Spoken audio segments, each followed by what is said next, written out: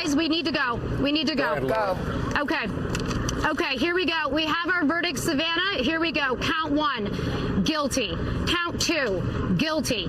Count 3, guilty. Count 4, guilty. Count 5, guilty. Count 6, guilty. Count 7, guilty. Count 8, guilty. Count 9, guilty. Count 10, guilty. Count 11, guilty. Count 12, guilty. Count 13, guilty. Count 14, guilty. Count 15, guilty. Count 16, guilty. Count 17, guilty. Count 18, guilty. Count 19, guilty. Count 20, guilty. Count 21, guilty.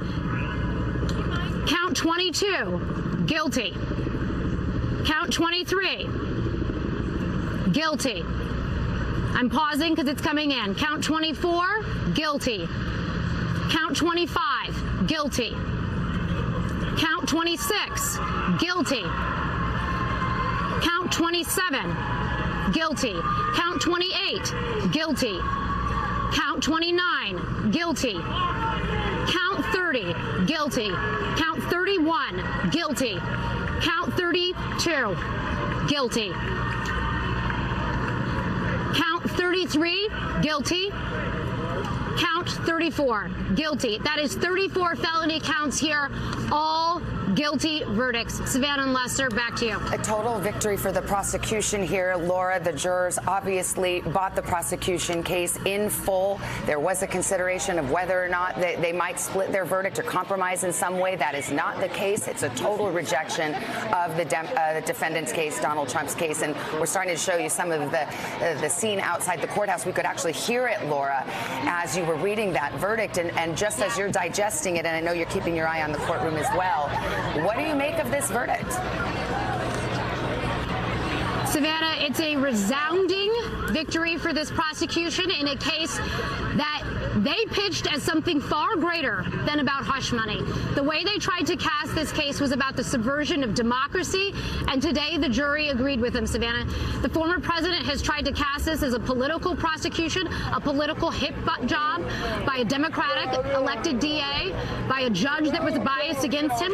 But these 12 jurors, these 12 New Yorkers have come to a different conclusion, an independent conclusion, that the former president of the United States is guilty of 34 felony counts. You can hear the crowd here.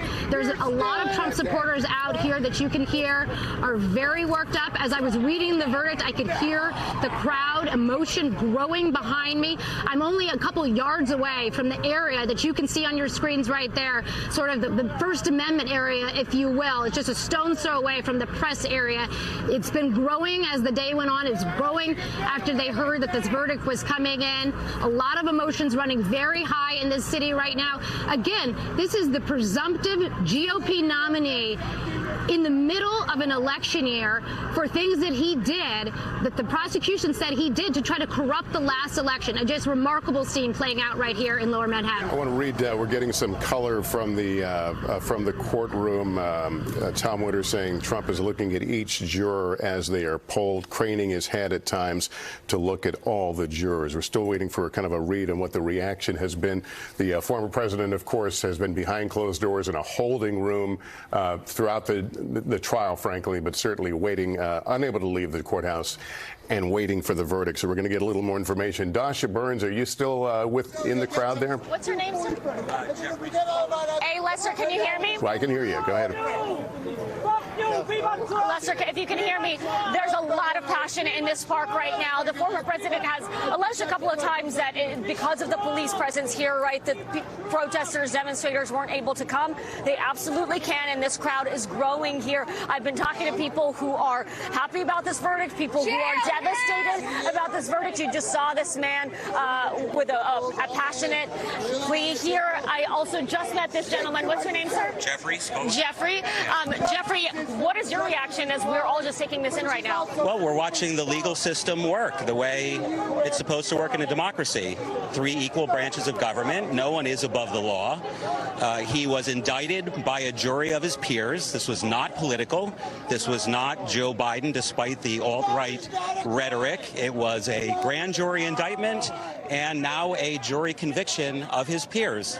And this is the legal system working, and this is how America is supposed to work. And I feel very happy for America. I feel very happy for democracy, because this is how it's supposed to work. Jeffrey, thank you so much. I appreciate it. Lester, Savannah, back to you. Hallie, I would expect we're going to hear a lot of that, a characterization of this as a fair trial, as a fair judgment of the former president. Yeah, not from the former president himself, of course, as he has worked for months now to cast this as a political persecution against him. And I think it's worth taking a beat here, right? And recognizing that whether you like this verdict or not, this is an historic moment. This is the former president of the United States and the current presumptive Republican nominee in a razor-close race now coming up in November that has been convicted on these 34 counts in a court of law. And there's going to be a lot of discussion about the politics. I want to get to Laura Jarrett on a pretty key thing that I'm sure a lot of our viewers are wondering. Yes. Will he have to serve any jail time? What is the potential for jail time, and what is the timing of any appeal? It's a great question, Savannah, and it's something that I have purposely tried not to talk with you about very much during this trial, because he was entitled to a presumption of innocence, and so it seemed premature. That's a different situation now that he has been convicted of 34 felony counts. These are low-level felonies. He does not have any criminal history, which means he hasn't been convicted before, and so the judge will be the one who will determine his sentence in this case. He faces anywhere from just probation to up to 4 years in prison. Now, the fact that he was convicted on all 34 felony counts actually functionally doesn't make any difference, because they were all the same. So it would be as if he was convicted on one for all purposes. In other words, they're not stacked. It's not 4 times 34. It's just 4 max, given what he's facing here. Again, for those low-level felonies, the judge will be the one to sentence him. He will get sort of recommendations from both sides about what an adequate and appropriate sentence would be. He's going to hear from the probation department. All of this, guys, is going to take months and months. This sentence is not going to just happen overnight. And the judge actually making it very clear into the jury that their job was not to consider the sentence at all. That had come up in closing arguments. The lead attorney for the president had tried to argue, don't put this man in prison, and the judge interrupted and said, no, disregard that. That's my job. That's not your job. So the judge will be the one who will bring everybody in several weeks to discuss sentencing, a plan for sentencing, and then we'll see where he goes with this. I think one thing to keep in mind here is that this is a person who not only is the former president, but the current presumptive GOP nominee. And again, it's hard to really understate and underscore, I think it's necessary, how unusual this is. This is not any other criminal defendant. As much as people have said that, he's not just any other criminal defendant. And the judge is going to have a really tough situation here in sort of balancing all the competing factors, making sure he's paying attention to the case law, making sure he's paying attention to, obviously, to any past precedent that applies to these types of felonies and this type of situation. But this, again, will take weeks and weeks and months. And of course, he's entitled to an appeal. This is not the end of the road for the former president. There is plenty on this record to appeal. There are plenty of legal arguments. It's always hard to challenge a jury verdict, but there are plenty of tricky, complicated legal arguments in this case that the former president can marshal in his favor in terms of doing that appeal. And typically, in this kind of a case, you're going to hear the former president say he gets to stay out of prison while that appeal goes on. So it's not as if he would be behind bars or in custody while that appeal is going on. Laura, has the judge made many accommodations acknowledging that this A is a former president and B is a presumptive nominee for his party?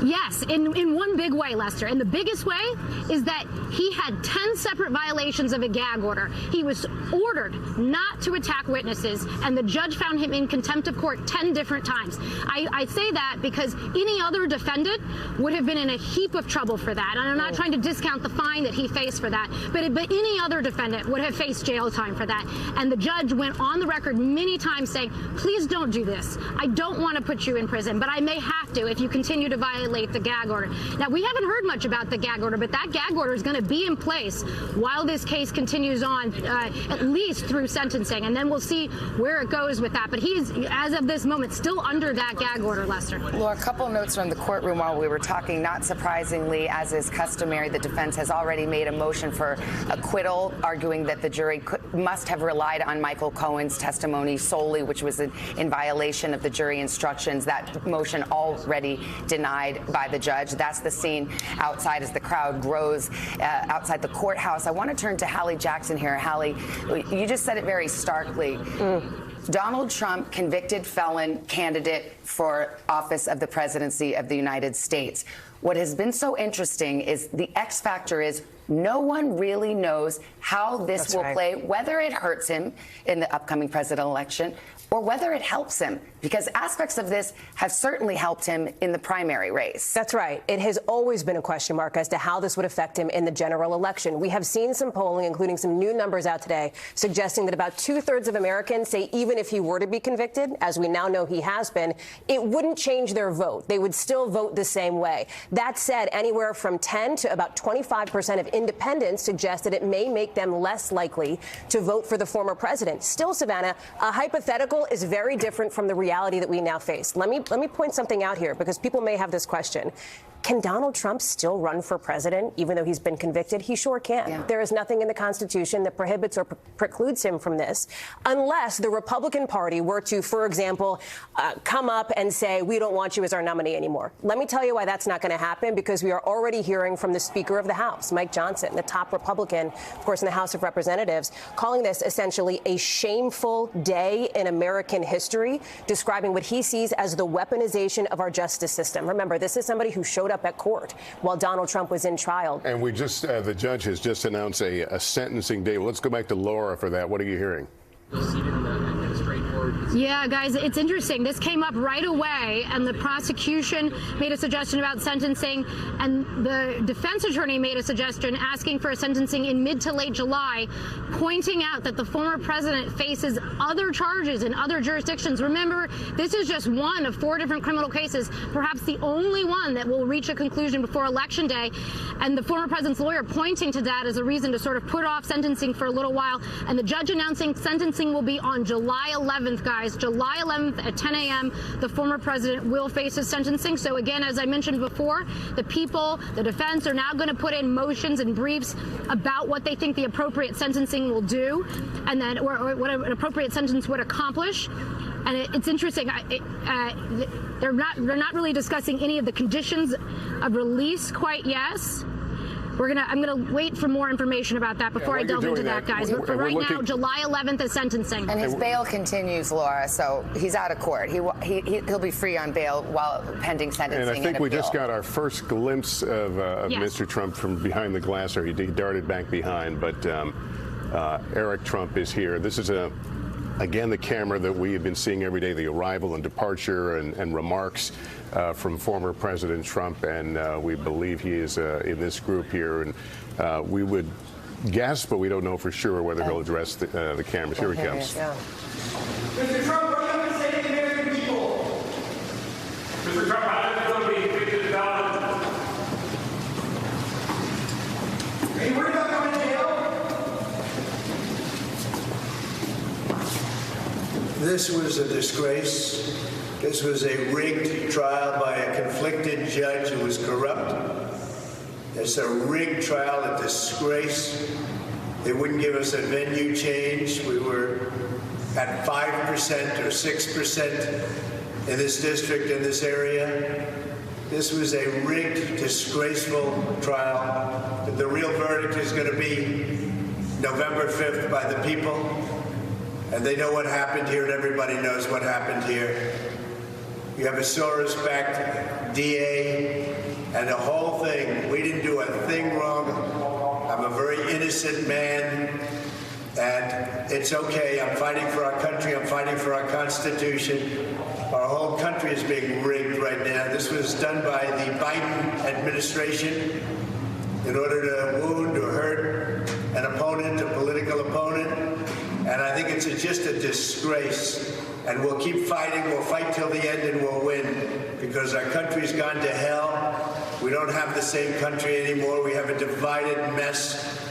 We're a nation in decline, serious decline. Millions and millions of people pouring into our country right now, from prisons and from mental institutions, terrorists, and they're taking over our country. We have a country that's in big trouble. But this was a rigged decision right from day one, with a conflicted judge who should have never been allowed to try this case, never. and we will fight for our Constitution. This is long from over. Thank you very much. Taking no questions, the former president now about to leave the courthouse. His remarks very similar to what we've heard during other appearances at the courthouse, and frankly, during appearances at some of the rallies he's been able to fit in around. Though, the demeanor grim and angry, and clearly the weight of this is upon him. And he said something so interesting, Hallie. He said the real verdict will come November 5th. And to a certain extent, he is right, because for those who were thinking that there might be some legal resolution that would affect whether or not Donald Trump will ever see the Oval Office again, this case is likely not it. As you just mentioned, you can be a convicted felon and run for president, and you can be a convicted felon and serve as president. So the real verdict in terms of the politics is November 5th. He also said, I just want to say, point of fact, that this was a Biden administration hit job on him. This is a state prosecution. The DA here, Alvin Bragg, is certainly no fan of Mr. Trump, so you can't say there's no politics in it. But this is not a federal Biden administration prosecution. And in fact, President Biden has gone to notable lengths to distance himself from commenting or reacting to much of the day-to-day about the trial or about the specifics on the legal issues here. You know, you point out, and that caught my ear too, that the real verdict is in November, because that is going to be former President Trump's rallying cry for the months that we have until this election takes place, because he sees it as an effective way to rally people around him here. It is notable here that he is coming out. I think it's interesting that it was a fairly short statement. This is listen, having covered him in the White House for many years, he understands the power of a television camera upon him and how to react in front of that television camera. He didn't go on for 25 minutes, and he frankly could have in this instance. I just want to note one other thing, too, on this sentencing date, Savannah, as we talk about the politics piece. It is 4 days before the start of the Republican convention, when Donald Trump is expected to officially take the nomination for the Republican Party, and it is also almost certainly going to be right in the middle of an announcement of his vice presidential pick. He has suggested he would do that in early July, probably right before the convention. What a collision of the campaign and the legal problems that he faces. Well, let me ask Danny a question on that, because let's just say the judge did give him jail time on July 11th. Would he be remanded right then and there to the state prison? And what does that mean in terms of the convention and the campaign? Well, first of all, the issue of prison is an issue that the Secret Service has been very quiet about how they would handle actually incarcerating a former president and a presidential candidate.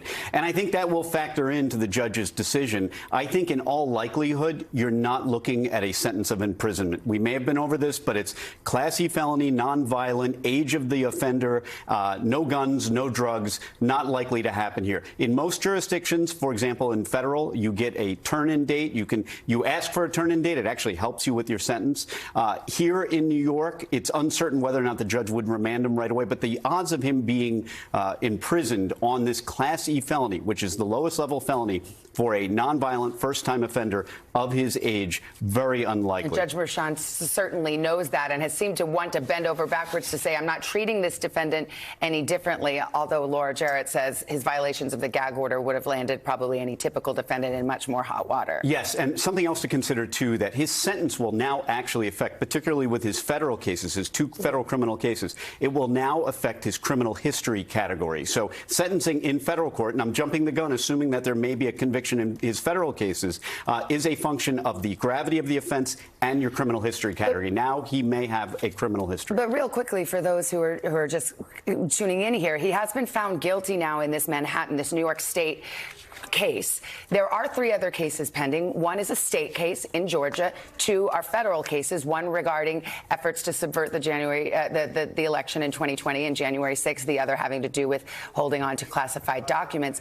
But generally speaking, it is not expected that any of those cases will proceed to trial before Election Day. And more than that, there's a strong probability that if any of the 2 federal cases are still pending when he's inaugurated, they will disappear. Either he will appoint an attorney general who is favorable to him, that attorney general will dismiss the cases, and barring that, he may attempt a self-pardon, which may or may not work. We simply don't know. And if Biden wins, they continue, but he's a private citizen.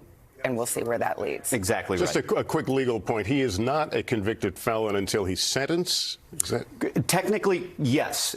Technically, once he is sentenced, he will be a felon. He is technically a felon now, but typically the end of the case, the trial court end of the case, is upon the sentence. Then you file your notice of appeal, and then you are considered a felon during the pendency of that appeal. There are some jurisdictions where, strangely, Massachusetts is one. While your case is on appeal, a very famous Aaron Hernandez, the wide receiver for the Patriots, died while his case was on appeal. And under Massachusetts law, that resulted in him not having a criminal history. That is the exception. That is not the norm. As we talk about the other legal issues that the former president faces, it may be worth getting a gut check on the timing and the timeline here for those three cases, Savannah, that you've laid out. The next one that we're watching the most closely is that federal election interference case, because we are waiting for that critical decision from the Supreme Court at some point, probably by the end of next month, by the end of June, before their term ends, when they will decide on the former president's claim of immunity in that case. There's the Florida federal case on the classified documents that were taken to Mar-a-Lago after the former president's time in the White House.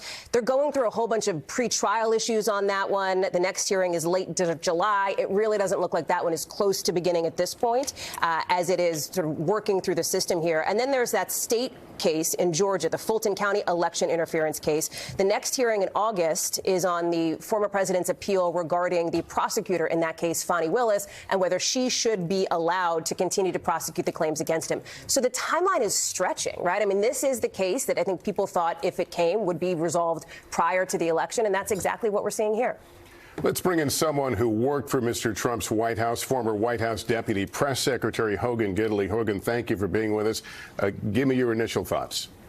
Well, someone I worked with for a long time, actually, on the first impeachment was a man named Alan Dershowitz, who you know very well. And he said one of the things that he was most concerned about in all of these matters with Donald Trump was the venue.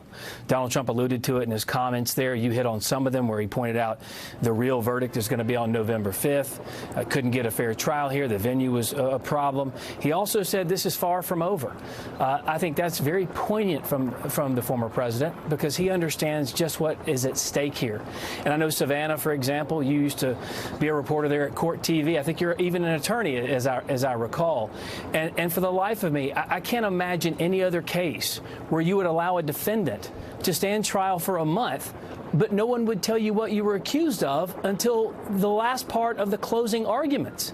The whole thing on its face, in my opinion, is a complete and total joke. Now, what the left has gotten in this verdict is exactly what they wanted. Yes, they wanted to bleed him dry financially. Yes, they wanted to keep him off the campaign trail. And they wanted to be able to call him a convicted felon. This is purely political, and you're going to see that when Joe Biden himself is going to address this from the White House, elevating this and showing some of the rampant politics around these proceedings. Well, Hogan, just a point of correction there. Of course, the former president knows very well what the charges are against him. They're laid out in a 34-count indictment. But I think what you're referring to, which is a fair point, is that some of those underlying crimes that are sort of the girding and the foundation of those charges, which are clearly delineated, those were not really delineated until the final hour in closing arguments. So I understand what you're saying. I just want to make sure that we're clear about that. And how do you mount a defense if you don't know those things? Those are key to the case. Well, there were aspects of it that came out through the trial. So yes, and by the way, the defense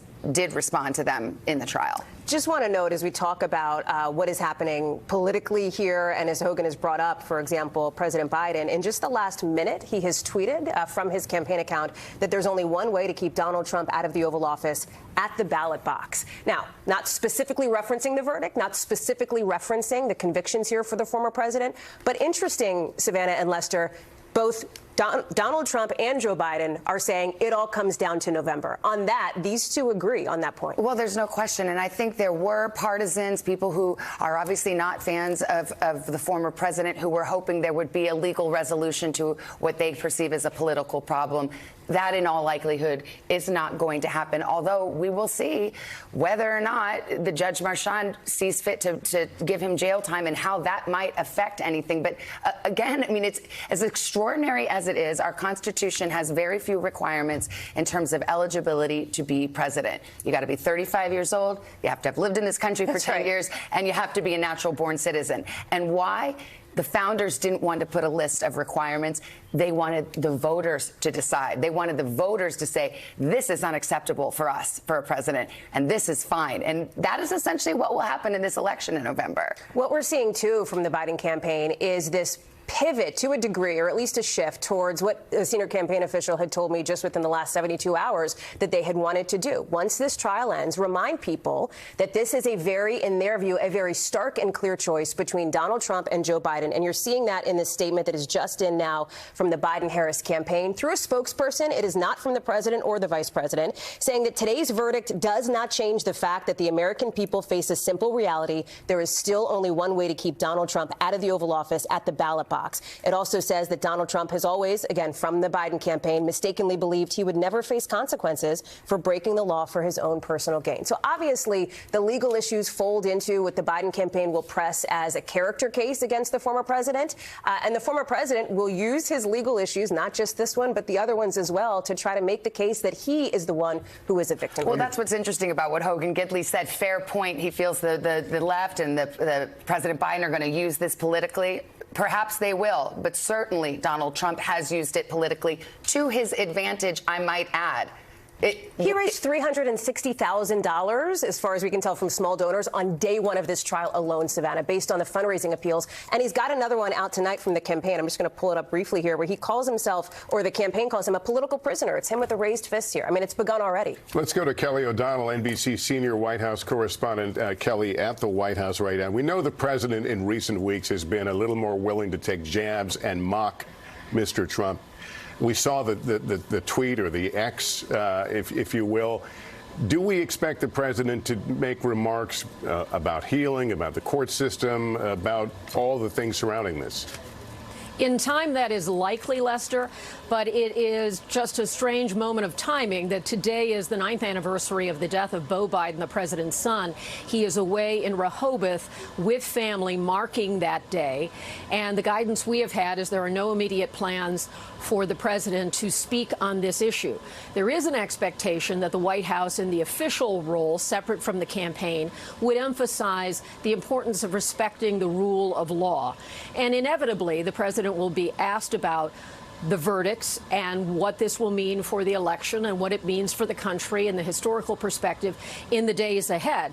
But right now, he is with family at their home in Delaware and focused on the loss they suffered 9 years ago. So the sort of strange twist of history, that was such a pivotal moment, the death of his son, in encouraging him to run for office in 2020. And then on the anniversary of Beau Biden's death, to have a verdict in the New York trials of Donald Trump is just one of those strange coincidences that brings so much of this into focus about the larger context. So we expect that the White House will ultimately support the rule of law, support the jury's verdict. At the moment, it is the campaign that is speaking in terms of how they are responding, and again, pointing to November and the choice that Americans need to make. They have a couple of paragraphs in a statement that Hallie alluded to, talking about how this is a choice for the American people. Kelly, let us just jump in here for a second, because I want to get outside to the courthouse. Tom Winter is our NBC News producer who was inside the courtroom as that verdict was read, and he joins us now along with our correspondent, Laura Jarrett. Tom, there is nothing like the tension in a courtroom right before a verdict is read. Tell us what it was like in there, whether the jurors looked at the former president, and any other color you can provide from the courtroom. Sure. Well, it was really a 180 in what occurred in there, because the judge brought us in. First off, the prosecution just showed up. We did not hear the bell. It's a 1960s rotary style bell that we typically hear when the jury has something to tell the court. That's what we've been hearing over the past day or so. The prosecution comes in. All of a sudden, Donald Trump and his team come in, and the judge says, look, it's my intention here to let the jury go at 4:30. And 4:30 comes and goes, and we're about 5 or 6 minutes past that. He comes in. He says, well, we received a note from the jury at 4:20 saying they have reached a verdict, and they want about 30 minutes or so more to be able to go through the paperwork and go count by count and item by item. At that point, the mood in the court completely changed. You could even hear the air conditioning system in there over just a couple of keyboard strokes from reporters that were in the courtroom. Obviously, the tension built. Prior to that, the former president and his defense attorney were talking as if the day was over. They were laughing with each other, covering their mouths out so that the cameras that are viewed in the overflow courtroom weren't seen. And so the focus was just kind of the day is done. And immediately the gravity of the moment struck everybody in the courtroom, prosecution and defense. And you saw a real change at the defense table, understanding that this was really it.